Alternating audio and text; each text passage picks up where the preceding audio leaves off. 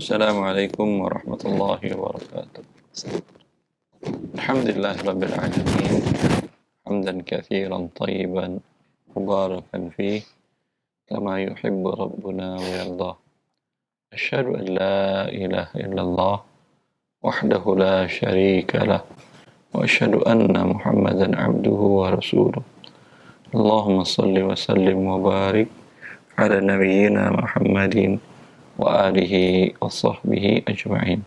Wa ba'd.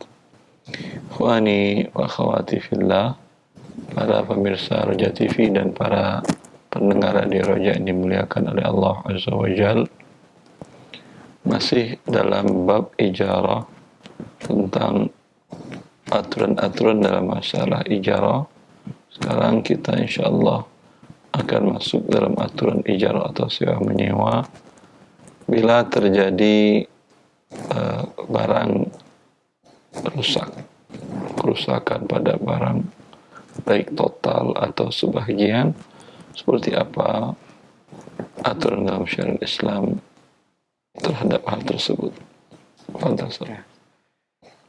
Bismillah, qala al-mu'allif asy-syarih hafizahullah rahimahullahu ta'ala, wa in talafat al-ain al-mustajirah min ghairi ta'addin min al-mustajiri wala tafritin wala fala dhamana alayh li'annahu lam yata'ammad wa lam yafrid wa hadha mujma'un alayhi fil jumlati. Dan apabila objek dari barang yang disewa rusak di tangan mustajirah, Talifat itu habis, hilang. Habis atau hilang di pihak yang menyewa dengan tanpa adanya kezaliman atau melampaui dari batasan dari pihak yang menyewa, maka dan tidak pula melampaui batasan, tidak ada jaminan atau tidak ada penggantian atas barang tersebut karena dia karena tidak ada kesengajaan dan tidak melampaui batas dalam penggunaannya, dan ini disepakati oleh para ahli ilmu. Nah, ya, sebagaimana sebelumnya telah dijelaskan bahwa kalau penggunaan barang sewaan melebihi dari atau jasa manusia melebihi dari kesepakatan yang dibuat dalam akad, ya, dia mendapatkan dan terjadi risiko, maka pihak yang menyewa jasa harus membayar selisih atau risiko tersebut. Ya, sama satu kasus yang pernah ditanyakan terjadi adalah seseorang yang bekerja, transaksinya adalah sebagai supir. Lalu kemudian pihak yang memakai jasanya sebagai supir memerintahkan supir ini untuk menebang dahan atas dari pohon tersebut, pohon yang ada di rumah yang majikan. Qadarullah, jatuh dan mengalami cedera. Ya, dalam hal ini terjadi di luar kesepakatan, harusnya dia wajib menjamin. Terjadi di luar kesepakatan, wajib menjamin. Adapun bila terjadi risiko dan cedera dan barang rusak atau lenyap, tapi tidak ada melampaui batas dan juga tidak mengurangi standar dalam sewa menyewa tersebut, maka ini tidak ada jaminan atau penanggungan risiko oleh pihak yang menyewa. Ya.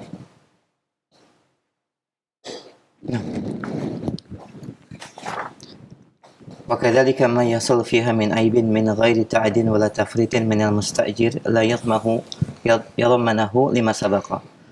Dan demikian juga apabila terdapat sejumlah aib, kekurangan atau cacat dengan tanpa adanya kesengajaan dan tanpa melampaui dari batasan dari pihak penyewa, maka tidak ada kewajiban untuk mengganti atau menjamin sebagaimana yang terdahulu penjelasannya. Ya. Kalau yang pertama di atas adalah hilang barangnya, habis, tidak total, tidak bisa digunakan lagi. Yang sekarang terjadi kerusakan pada barang, tapi tidak total hilang, tidak total rusak, habis. Itu terjadi tanpa ada melampaui batas dan mengurangi. Para ulama sering menggunakan dalam akad amanah bila tidak ta'addi dan tafrid, atau tidak ifrat dan tafrid.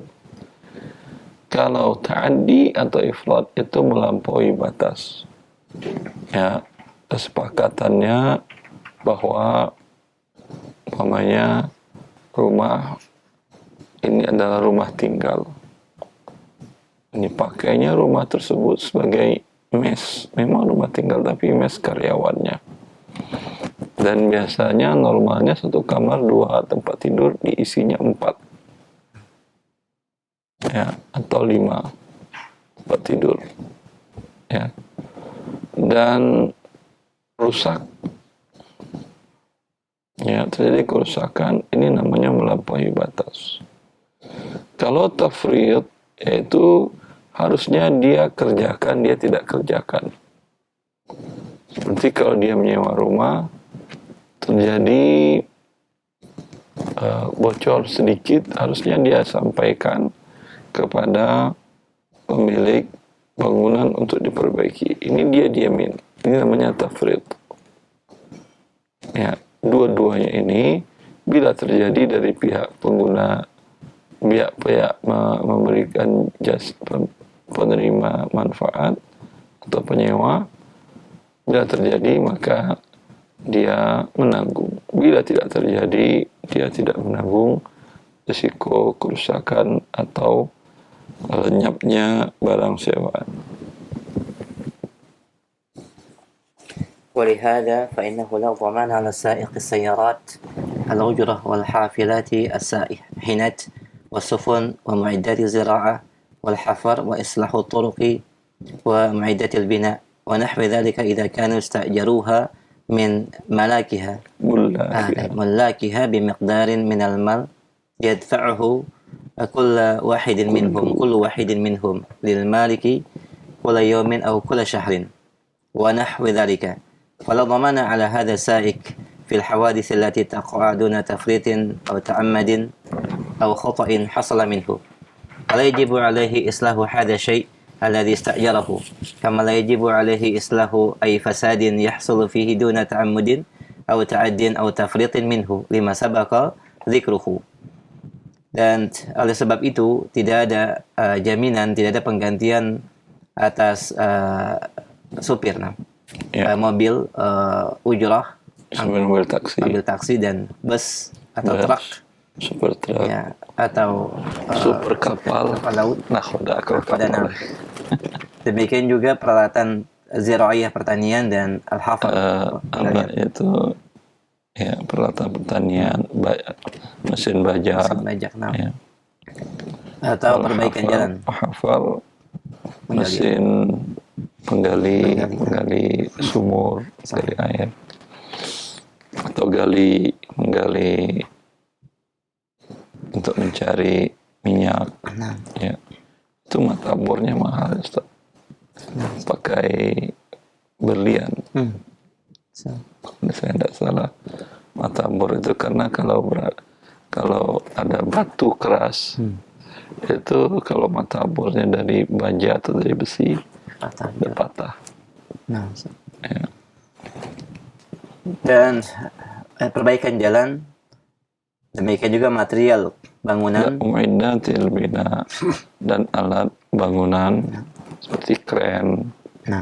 Ya, kalau kita scaffolding itu, ya, atau molen.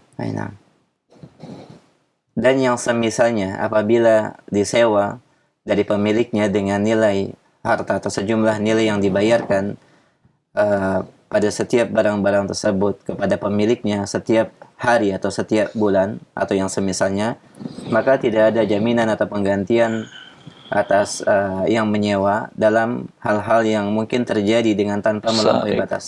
فلا ضمان على هذا السائق في الحوادث. Nah. Maka sopir dalam terjadinya kecelakaan, bila dia tidak melampaui batas dan tidak mengurangi kewajiban. Kalau melampaui batas ini, kalau dalam mobil bisa jelas. Sahih. Melampaui batas kecepatan jalan tol di Indonesia 110. Ada negara, kalau di Saudi Arabia 120. 110 atau 100. Tidak tempat lah. Ya, kecepatan 100. Dia pacu kendaraan 110 atau 120. Terjadi kecelakaan walau tabrak belakang. Walau tabrak belakang kan gak ada kesalahan. Dia wajib menanggung risiko. Tapi dia mengikuti aturan 110, dia di bawah itu 105. 100 dia di bawah itu 95. Tabrak belakang, dia tidak ada kewajiban mengganti apapun juga. Maka tidak ada kewajiban atas supir yang terjadi kecelakaan dengan tanpa melampaui batas atau tidak mengurangi, atau kesalahan yang mungkin terjadi. Maka tidak wajib baginya untuk memperbaiki objek yang disewanya. Sebagaimana tidak wajib baginya untuk memperbaiki yang rusak yang dapat terjadi dengan tanpa sengaja atau melampaui batas dan tanpa ada pengurangan dari penggunaannya sebagaimana yang telah dijelaskan. Ya, kalau tafrid, kalau pengurangan kecepatan maksimal 110, kecepatan minimal namanya 90. Dia bawa kecepatan 50. Kecepatan 50 di tol itu akan menghambat tabrak belakang. Itu namanya dia tafrid.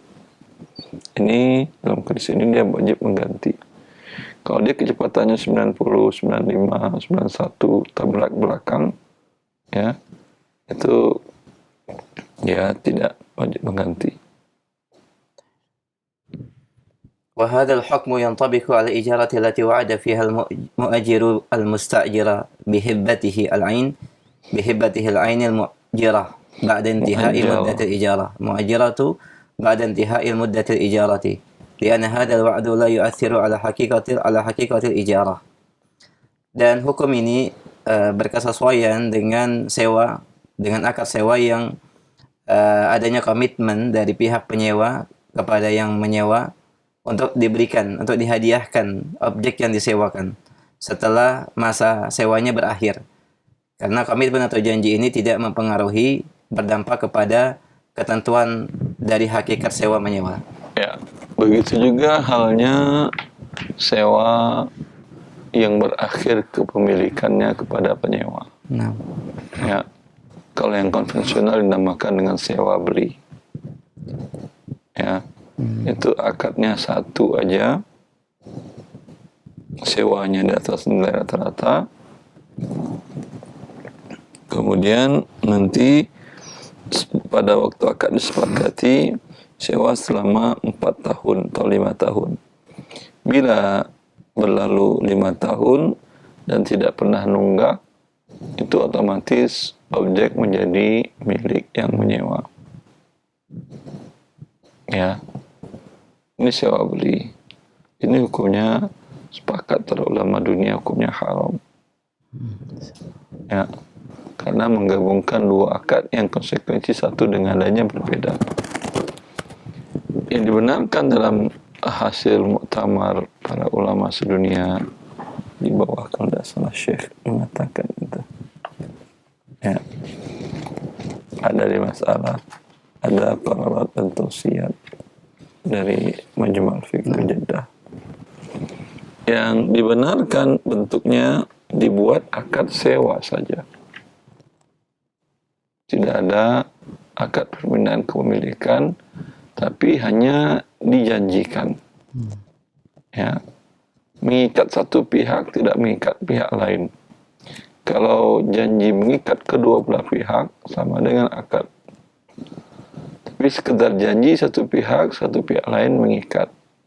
Bahwasanya nanti bila berlalu waktu 5 tahun dalam kontrak tidak pernah mangkrak, tidak pernah terlambat, akan dihibahkan pada saat itu. Ya. Dalam hal akad sewa beli atau ijarah muntahiyah bitamlik ini pun risiko tetap ditanggung oleh yang menyewakan. Ya. Dia sewa belikan motor, qadarullah baru sebulan, dia tidak ada kesengajaan dan tidak melampaui batas dan tidak kurang batas seperti dalam menjelaskan tadi, dan terjadi risiko. Itu yang wajib memperbaiki adalah yang menyewakan. Biasanya yang terjadi pihak menyewakan tidak mau tahu, karena katanya karena kata mereka akan sudah menjadi milikmu nanti. Kalau kamu tidak perbaiki, kamu rugi sendirilah. Padahal ini yang menyebabkan hukum akad ini haram. Karena kalau akadnya jual beli, iya. Kalau mereka akad jual beli, diserahkan walaupun belum tunai, baru bayar DP sudah diserahkan barang kepada pembeli. Terjadi risiko, ya pembeli tanggung jawab. Karena barang sudah milik dia. Tetap bayar dibayar, ya tetap dibayar bayaran. Kalau sewa, beda. Sewa barang bukan milik yang menyewa. Ya, milik yang menyewakan. Karena itu dalam syariat, bila terjadi risiko, dia yang wajib memperbaikinya. Baik. Nah,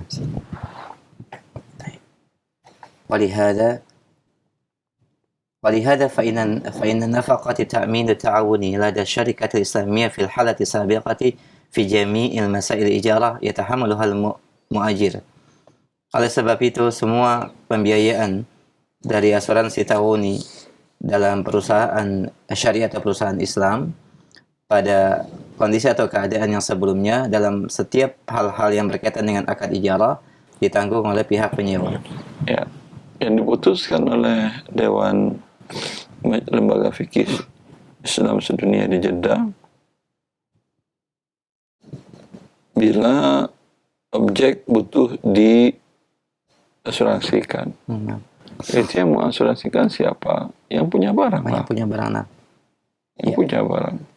Yang pemberi sewa saja. Yang menyewakan. Ya, yang pemberi sewa atau yang menyewakan. Dia. Itu dengan syarat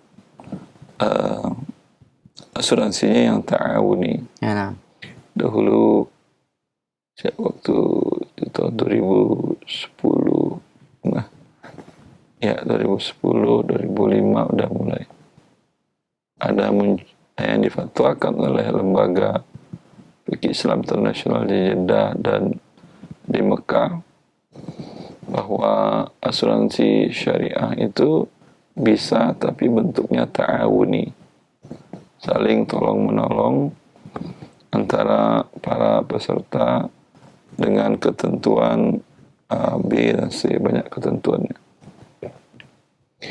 Kemudian muncul sebuah perusahaan membawa nama itu, Syarikah Ta'min At-Ta'awuni, nama perusahaan. Tadi itu adalah teori, konsep. Lalu dipasang nama itu. Keluar fatwa para ulama lagi, yang itu Ta'awuni itu, yang nama Syarikah Ta'awuni itu dari penelitian kami tidak sesuai syariat. Astagfirullahaladzim. Ya, subhanallah, orang mesti tak takut dengan Allah, nama yang diambilnya. Dalam Islam nama tidak ada gunanya. Dalam Islam, dalam muamalat, nama tidak ada gunanya. Yang dilihat adalah transaksinya. Mau dikasih label apapun juga, ya. Sahih. Kalau transaksinya mengandung riba, ya haram. Mengandung gharar, ya haram. Walaupun labelnya syar'i saja. Walaupun labelnya hotel syariah, bank syariah, dan lain-lain syariah. Nah, sahih. Ya. Nah, ini lihat adalah transaksinya, bukan labelnya. Ya. Dalam hal tersebut, ya, biaya asuransi itu ditanggung oleh pihak pemilik barang, pihak yang menyewakan. ولا ضمان على أجير الذي يؤجر نفسه نفسه. مدة بعينها فيما يتلف يتلف في يده من غير تفريط. Orang yang dirinya disewa untuk bekerja hingga waktu tertentu tidak menanggung resiko jika ada kerusakan yang bukan karena kelalaiannya selama ia bekerja. Hadha huwal qismul awal min aqsamil ajir. Ini merupakan bagian yang pertama dari bentuk-bentuk atau bagian-bagian al-ajir. Ya, para ulama membagi al-ajir itu ajir khas dengan ajir mushtarak. Ajir khas dia hanya bekerja untuk satu pihak, tidak bekerja untuk semua pihak. Kalau ajir mushtarak dia bekerja untuk publik. Ya, kalau umpamanya karyawan di sebuah perusahaan itu ajir khas. Tapi kalau freelance dia ajir mushtarak, dia tidak bekerja untuk perusahaan A saja. Bisa bekerja pada A, B, C, dan D, dan seterusnya. Ya. Seperti itu. Liikhtisasi wa huwa al-ajir al-khas.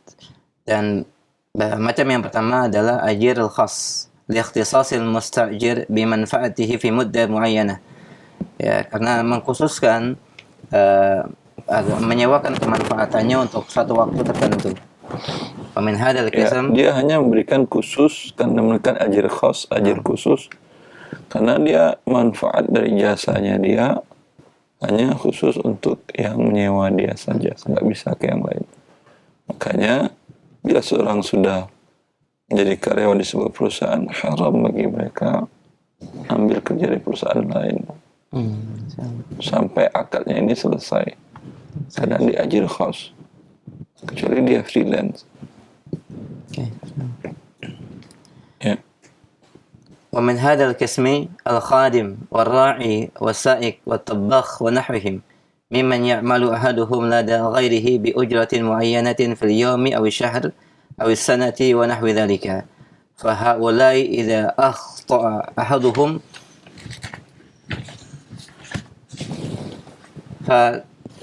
فتلفت السلعة في يده أو أصابها عيب لم يضمن. Maka di antara ajir yang ini adalah al-khadim, yaitu pelayan atau pembantu, ar-ra'i menggembala, as-saik supir, at-tabakh koki, dan yang semisalnya yang bekerja salah satu di antara mereka kepada selainnya dengan ujrah muayyanah, dengan adanya upah dalam nilai yang tertentu, baik harian atau bulanan atau tahunan dan yang semisalnya.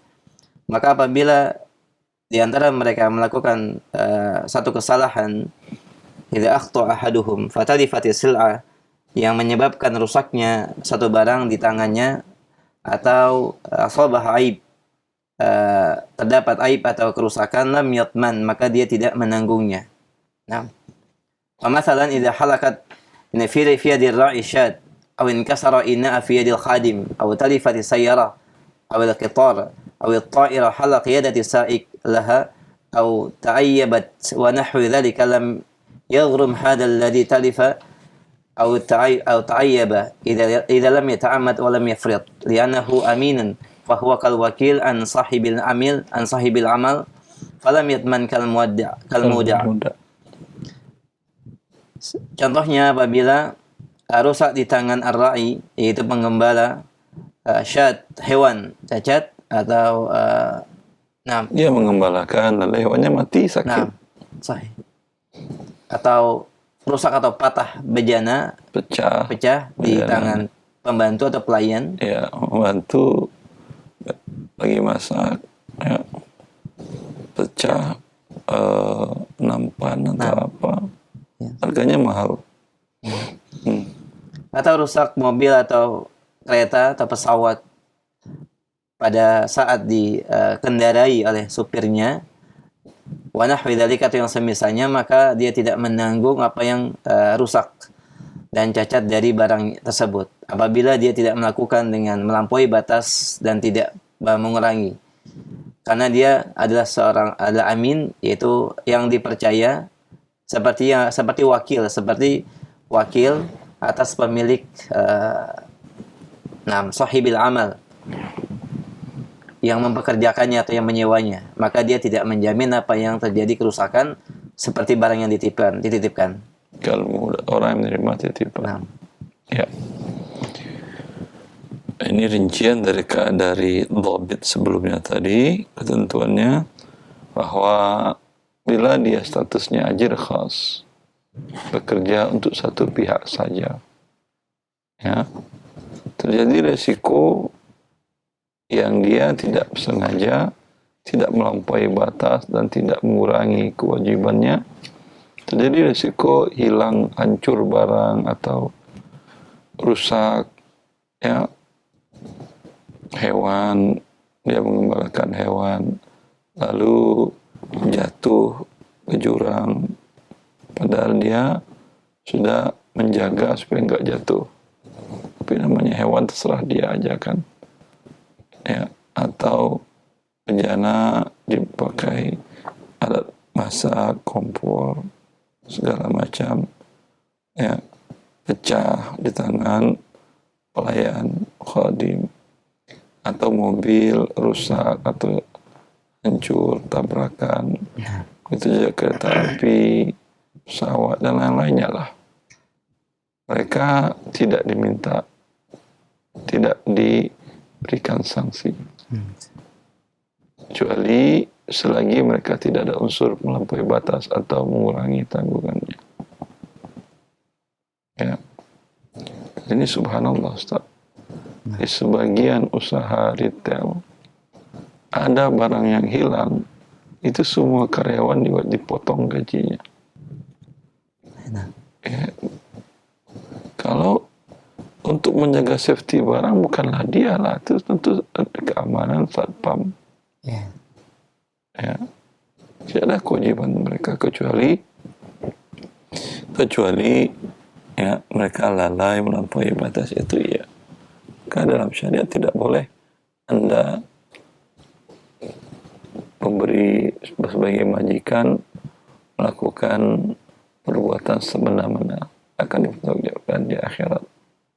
Kenapa secara fikih, secara aturan Islam mereka tidak menanggung risiko?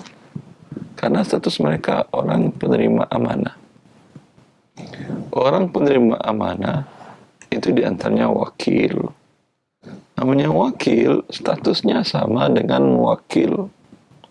Seperti Anda yang bawa mobil, kalau terjadi risiko kan Anda nggak ganti mobil sendiri, masa diganti. Begitu juga orang yang sudah Anda amanah, yang Anda wakilkan ke dia. Kalau Anda merasa kurang serp, tentu Anda tidak angkat dia menjadi sopir pribadi Anda. Ya. Bahkan dia adalah sama dengan orang terima titipan. Ya. Anda menitipkan barang tentu kepada orang yang amanah. Jadi risiko dia tentu tidak menanggung, karena hukum asal akadnya adalah amanah. Dan hukum akad amanah, penerima amanah tidak menanggung risiko.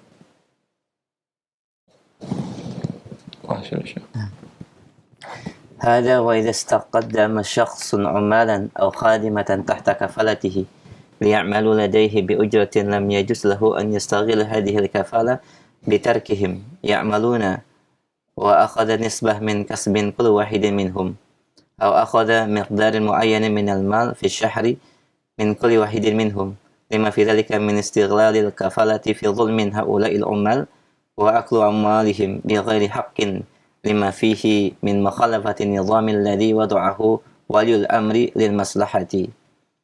Dan ini apabila seseorang menggunakan umal atau khadim, mendatangkan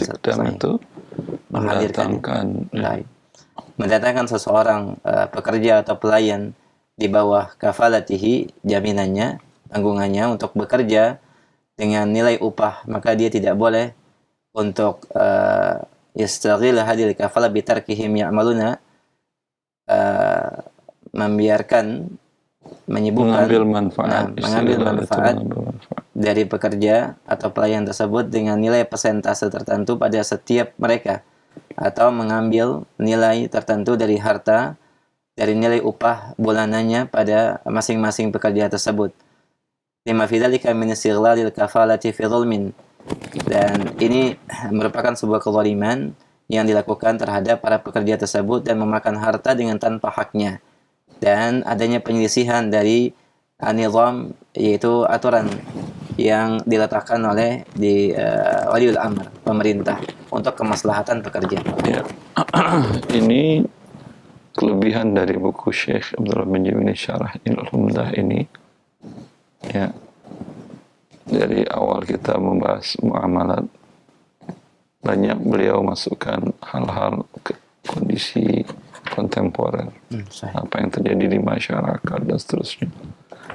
Banyak para peneliti di antara Syekh Sa'ad bin Khasran mengatakan kitab Syekh Syarah Al-Umdah ini, Syekh Jibrin ini, memuat lebih 930 kasus kekinian. Ya.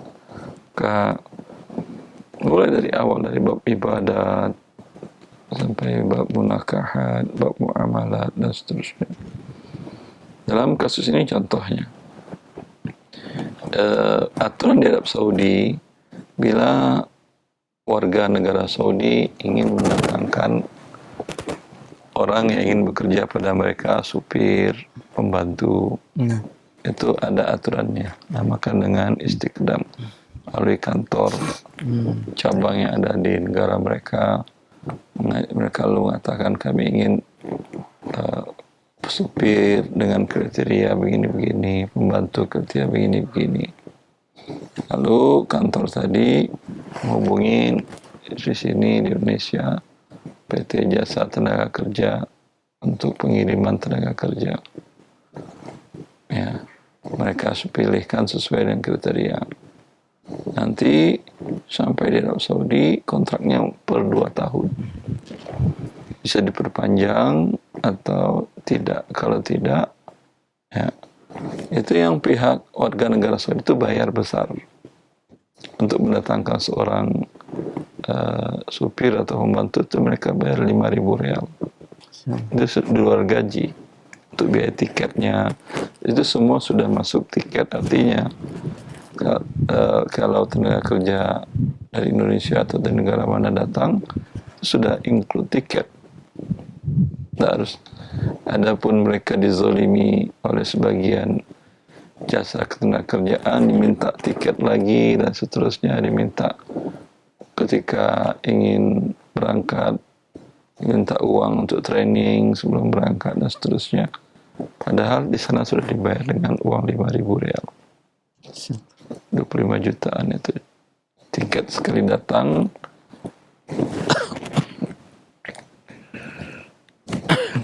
Tiket sekali datang paling 7 jutaan. Banyak selisihnya, untung bagi kantor rekrutmen tadi. Maka ini sebagian orang Arab Saudi itu mencari mencari kesempatan membisniskan para tenaga kerja ini. Harusnya kan kebutuhan rumah atau kebutuhan perusahaan. Bisa juga Anda punya PT bergerak di bidang perdagangan retail, umpamanya butuh karyawan untuk toko Anda 10 orang. Anda bisa datangkan itu dari negara manapun.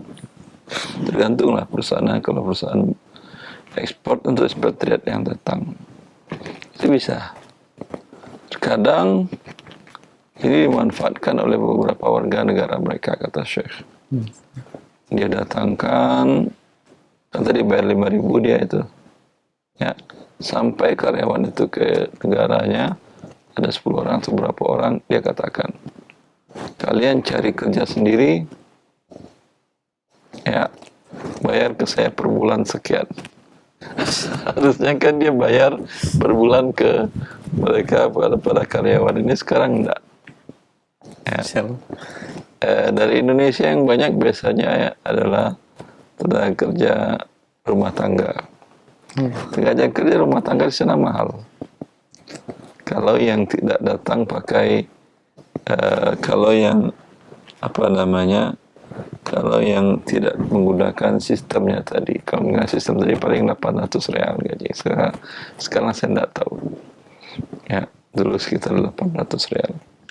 Kalau mereka para tenaga kerja ini kerja freelance, ya, umpamanya tuannya bilang, majikannya bilang, dah, kamu cari kerja sendiri, atau dia yang mencarikan kerja, itu hitungannya per hari. Per harinya kadang bisa 500 real. Ya, gede. Nah, lalu dia katakan tadi bayar per hari ke saya, ya. Kerjanya sih ada itu, dan Syekh mengatakan itu hukumnya haram. Allah. Ya, kalau dalam apa namanya aturan dunia termasuk itu penjualan manusia. Walau bukan jual manusia, itu kan jual jasa. Karena melanggar, mereka namakannya itu diberikan sanksi yang berat, termasuk penjualan manusia. Ya, dalam Islam itu pun haram. Ya, karena pertama tidak sesuai kesepakatannya. Pertama dia datang harusnya kerja menjadi ajir khas. Ternyata sampai dia menjadi ajir mustarak, disewakan kemana-mana jasa tenaganya, sehingga yang punya ya dapat keuntungan finansial dalam hal tersebut. Selain itu, terpandangan syariat haram ini juga menentang peraturan negara Saudi Arabia. Ya, dengan demikian dosa melawan aturan waliul amr.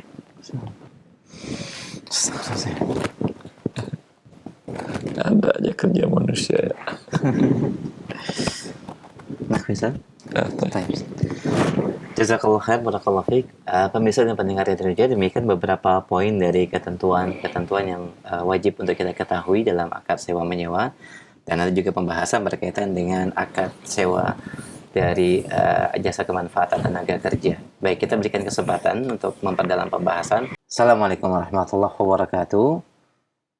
Ustaz, terkait dengan ajir, yaitu khadim atau khadimah, pembantu yang kita pekerjakan dan kita bayar harian, Ustaz, di mana akadnya adalah membantu semua pekerjaan rumah dan selesai selama, dan waktunya adalah sampai selesai dia bekerja, tapi sampai selesai dia tidak selesai bekerjanya. Bukan dengan jam. Tidak dipatok dengan jam. Apakah dengan akad ini secara umum tidak disebutkan pekerjaannya satu persatu ini diperbolehkan? Tidak boleh, kecuali dia tahu. Nah, ya, apa yang dimaksud dengan kerja rumah. nah, Kerja rumah itu beda-beda. Ya, rumah 3 lantai, dengan rumah 1 lantai. Kerja rumah juga. Tapi 3 lantai dikerjain oleh 3 pembantu, harusnya ini 1 orang. Anda gaji sampai kerja selesai, tidak halal lah. Ya, ajak dia ke rumah Anda dulu, Anda jelaskan apa kerja rumah itu. Nah, ya, setelah Anda jelaskan, tanyakan dia berapa dia mau gaji, bukan dengan jam. Ya, penting per hari ini yang disepakati tadi dia kerjakan. nah. Dia sampaikanlah berapa keinginannya. Jelas. Demikian yang bertanya, semoga menjadi pencerahan, dan atas pertanyaan jazakallahu khair. Kami angkat kembali pertanyaan selanjutnya. Masih berkaitan dengan akad sewa dari kemanfaatan pendidik atau pengajar di sekolah, di mana sebagian kami diberikan tugas untuk mengantarkan dan memberikan catering dari yayasan kepada para murid-murid yang menjadi pertanyaan, secara SOP tidak ada tanggung jawab kami, tapi kami lakukan. Namun ketika terjadi kerusakan atau kehilangan, kita yang diminta untuk bertanggung jawab dan menggantinya, mengganti dari makanan yang hilang, Ustaz, dari pihak yayasan. Dan kami menolak. Ternyata ada konsekuensi dari penolakan tersebut. Bagaimanakah ketentuan syar'i dalam bab ini, Ustaz? Jazakallahu khair. Ya udah, semoga yayasannya diberi Allah hidayah. Ya, kalau nggak dapat hidayah, dapat azab. Ya, guru ya guru. Nah, Jobdesk guru itu ngajar, nggak ada hubungannya ngantar-mengantar. Yang ngantar-mengantar kurir. Kalau yayasan Anda tidak punya kurir, ya Anda lah yayasan yang pergi ngantar-mengantar tadi cari pahala. Kalau guru yang mau, Anda wajib bayar uang kurir ke guru. nah, Mungkin guru ingin tambahan, apalagi sekolah saya yayasan swasta, saya jauh nggak cukup dari kebutuhannya. Ya, digaji, bukan jobdesknya tambah ngajar, kemudian ngantar kurir, kemudian ngajarin anaknya yayasan. Memberikan privat ke mereka. Gajinya gaji apa? Gaji sama dengan guru sekolah yang lain. Ini kezaliman atas kezaliman. Nah, jazakallahu khair wa barakallahu fik. Demikian semoga menjadi pencerahan, dan kami akan pertanyaan selanjutnya. Tapi masih berkaitan dengan pendidik dan pengajar. Assalamualaikum warahmatullahi wabarakatuh. Ustadz, ketika kita mengganti seorang guru yang tidak hadir, tidak masuk dalam mengajar karena kondisi uzur seperti sakit, kemudian kita mengajar di kelasnya dalam waktu yang kosong, apakah boleh kita menuntut imbal jasa dari waktu yang kita gunakan untuk mengajar di tempat tersebut, di kelas tersebut? Jazakallahu khair. Tergantung jobdesknya. Seperti apa akadnya. Kalau dia hanya pegang mata pelajaran A, ya, itu sistemnya, kalau dia ngajar mata pelajaran B, itu di luar jobdesk. Pas ada kesepakatan, ya, dia mau tanpa tambahan silahkan, tak mau tambah-tambahan, hak dia untuk tidak terima pekerjaan itu. Ya, biasanya sekolah yang bagus ada lagi guru piket di luar guru ngajar. Tugasnya seperti tadi. Bila ada guru yang uzur, ya, dia yang standby. Ya, gaji terpisah. Karena guru yang sudah ada jobdesknya tadi, waktu dia bekerja itu udah cepat, capek dan lelah dia itu. Sekarang Anda tambahkan pekerjaan baru tanpa ada imbalan, ini dia kezaliman atas kezaliman. Ya. Udahlah dia zalimi, capeknya dia bertambah-tambah, kemudian tanpa ada imbalan, kemudian ternyata ada risiko anak disuruh berdiri sakit, anak tadinya dia malah diadukan ke pengadilan. Innalillah. Ya. Maka dalam kondisi seperti ini jangan harapkan pendidikan kita maju, di mana para guru itu adalah orang-orang yang dihinakan. Nah, ya akhi dan akhwat, demikian jawaban, semoga bermanfaat. Barakallahu fiik. Kami akan kembali pertanyaan dari Abu Rafda di Bogor. Assalamualaikum warahmatullahi wabarakatuh. Izin bertanya, Ustaz. Bolehkah jika kita membebankan nominal barang yang hilang kepada satpam yang bekerja pada shift kerjanya, Ustaz?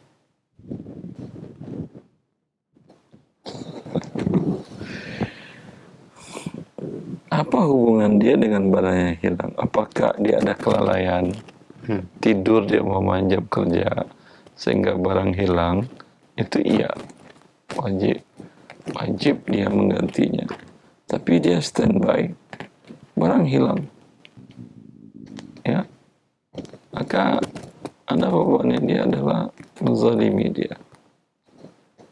Boleh dibebani kalau ada unsur kelalaian dari pekerjaannya.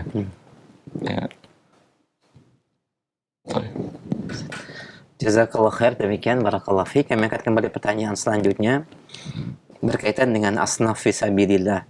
Apabila zakat diberikan kepada asnaf fisabilillah, yaitu para dai atau para ustadz yang mengajarkan Islam, tafarruq atau menghabiskan waktunya, akan tetapi ada sebagian dai atau ustadz yang juga mengajar di tempat yang lain dan mendapatkan upah. Bolehkah kita memberikan zakat kepada dai tersebut ketika upahnya tidak dibayarkan oleh lembaga pendidikan karena satu dan lain hal, sehingga dia tidak bisa menerima haknya? Demikian Ustaz. Yang kedua, apakah asnaf fisabilillah harus yang berkaitan dengan dai atau duat harus fakir dan miskin untuk mendapatkan haknya, atau tidak Ustaz? Jazakallah khair. Kalau fakir dan miskin, dia mau dai mau tidak dai dapat. Nah, Kalau fisabilillahnya dia sebagai dai, ya bagi dia boleh dia mengambil.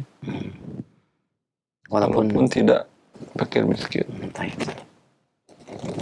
Nah, yang pertama ketika mengajukan zakat untuk menutupi hak berupa mukafaah yang tidak dibayarkan lembaga, Itu tidak ada hubungan. Nah. Ya, kalau dia diberikan hak sebagai dai silahkan, tapi dia nggak dibayar di sana, dia minta ke kalau zakat tidak ada haknya. Masya Allah, barakallah. Jadi dari awal dia minta sebagai dai. Nah, Ustaz. Dan dikafalahi, dan tentu konsekuensinya dia tidak boleh minta lagi ke tempat yang ngajar. Nah. Demikian akhi, barakallahu fiik. Kami akan kembali pertanyaan selanjutnya. Assalamualaikum warahmatullahi barakallahu fiik ya Ustaz. Izin bertanya dari Saleh di Sukabumi. Bagaimanakah hukumnya membeli atau investasi dalam saham dalam kurung IHSG? Bagaimanakah dhabit atau kaidahnya Ustaz? Jazakallahu khair. Membeli saham di bursa, baik bursa lokal maupun internasional, ya, itu bila perusahaannya kegiatannya halal. Perusahaan di bidang trading barang atau jasanya jasa yang halal, barang-barangnya barang-barang yang halal. Satu. Kalau itu banyak yang masuk listing. Yang kedua, syaratnya perusahaannya tidak boleh ada pengajuan pinjaman riba di perusahaannya. Bila ada utang riba, utang ke bank konvensional, Anda haram membeli sahamnya. Ini yang biasanya susah. Kalau terpenuhi ini dan kebutuhan Anda bukan trading, karena trading di bursa hampir semua akadnya tidak ada yang halal. Forward, short shell, ya, option, feature, itu semuanya transaksi batil dan haram. Rinciannya bisa Anda baca di buku yang saya tulis, Harta Haram Amalat Kontemporer. Jazakallah khair. Demikian akhi, beberapa dhabit dan kaidah yang disebutkan oleh Ustaz, dan untuk rinciannya bisa dilihat kembali di buku Ustaz Harta Haram ya Kontemporer. Semoga bermanfaat. Kami akan kembali pertanyaan selanjutnya. Assalamualaikum warahmatullahi wabarakatuh. Berkaitan dengan permasalahan waris, bagaimanakah ketika harta waris belum bisa dibagikan karena ada kesulitan untuk menjual aset Ustaz, sehingga sampai saat ini belum bisa dibagikan kepada ahli warisnya? Jazakallah khair. Bila seseorang wafat, hartanya berpindah kepada orang-orang yang Allah tentukan. Nah. Orang tuanya, anaknya, istri atau suaminya, kemudian ahli waris yang lain. Itu milik mereka langsung. Ketika milik mereka, apa konsekuensinya? Terserah mereka. Tentu karena ini milik bersama, kalau ingin dijual semua aset, tentu kesepakatan bersama. Kalau salah seorang saja yang ingin jual, ya dia jual kepada para anggota syirkah yang lain. Allah mengatakan fahum syuraka. Mereka bersyirikat dalam harta itu. Dia jual lah nilai sahamnya tadi, sepakati rumah tadi harganya 10 miliar. Dia punya saham 1/10 karena anak perempuan. Udah, dia mau jual 800 juta ke abang-abangnya, ke adik-adiknya. Ya. Kalau mereka tidak ada yang mampu beli, ya dia jualnya sahamnya ke orang lain. Wabillahi taufiq. Jazakallah khair. Demikian beberapa solusi yang semoga bermanfaat dan Allah mudahkan. Mudah-mudahan cepat terjual dan bisa dibagikan warisannya sesuai dengan syariat Islam. Kami angkat pertanyaan selanjutnya dari pendengar kita di Parung, Bogor. Izin bertanya, ada seorang karyawan di sebuah perusahaan dan diberikan uang oleh perusahaannya untuk menyewa tempat tinggal untuk lebih dekat mungkin saja, tapi uangnya tidak dipakai untuk menyewa tempat tinggal, memilih pulang ke rumahnya dilakukan karena gaji si karyawan ini minim. Apakah ini boleh dilakukan oleh karyawan tersebut, Ustaz?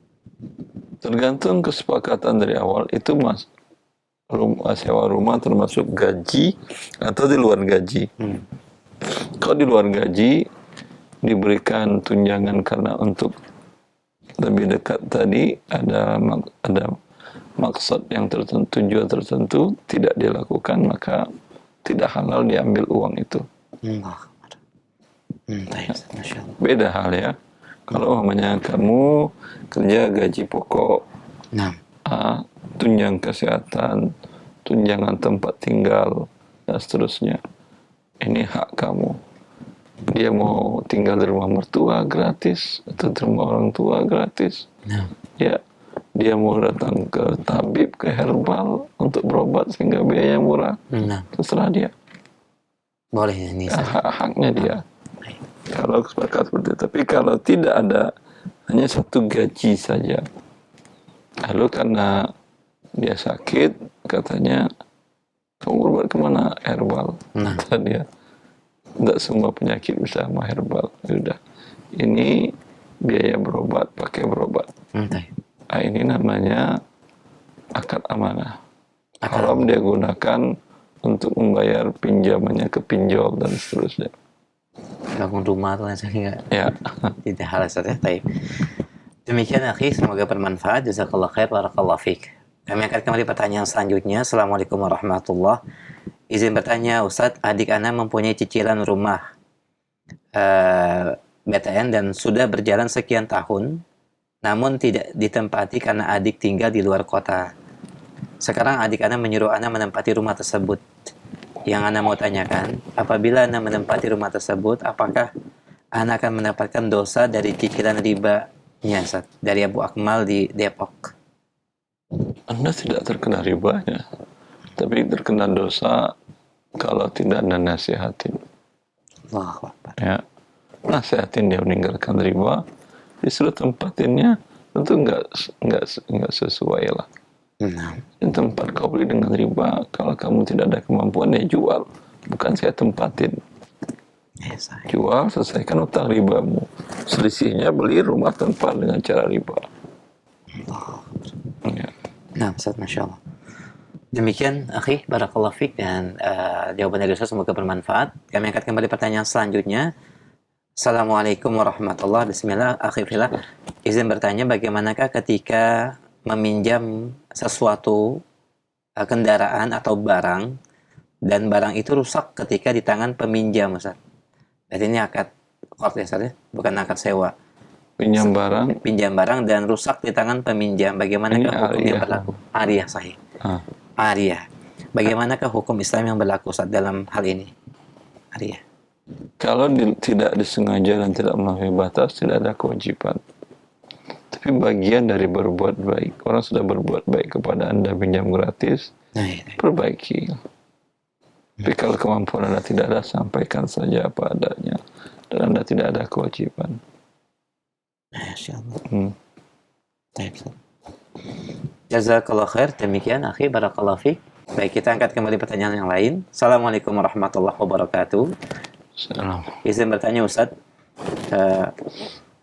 standar dari harga sewa dalam menyewa pembantu atau pelayan, apakah diperbolehkan mengikuti standar yang biasa di wilayah kita, Ustaz? Karena pengajuan dari pihak pelayan adalah diminta sesuai dengan apa yang sebelumnya dia bekerja di tempat lain. Bagaimanakah menentukan hal ini? Jazakallah khair. Kesepakatan, kan dia masih hidup itu. Baik. Ya. Kesepakatan dia mau enggak. Kalau dia mau, standar manapun tidak ada masalah. Baik, Masya Allah. Jazakallah khair, demikian barakallahu fiik. Dan ini pertanyaan terakhir kami di kesempatan pagi ini. Sebagai ikhtitam setelah kesimpulan kajian, Ustaz silahkan. Ya. Kezaliman itu dalam transaksi muamalat sangat banyak. Dari pertanyaan-pertanyaan kaum muslimin, muslimat, ya, sering terjadi kezaliman terkadang dari penerima si pekerjanya, penerima dari pekerja menerima upah. Terkadang banyak kezaliman dari pemberi kerja, pemberi upah. Ya, masing-masing mempertanggungjawabkan kezalimannya di akhirat. Agar itu tidak terjadi, dalam posisi Anda sebagai penerima upah, jangan pernah menzalimi kewajiban yang harus Anda berikan pada pemberi upah.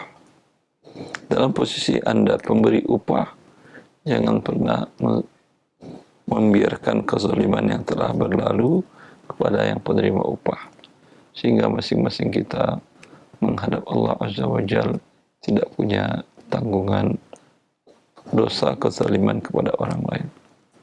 Wallahu a'lam. Wa sallallahu ala nabiyyina Muhammad wa alihi wa sahbihi wa sallam.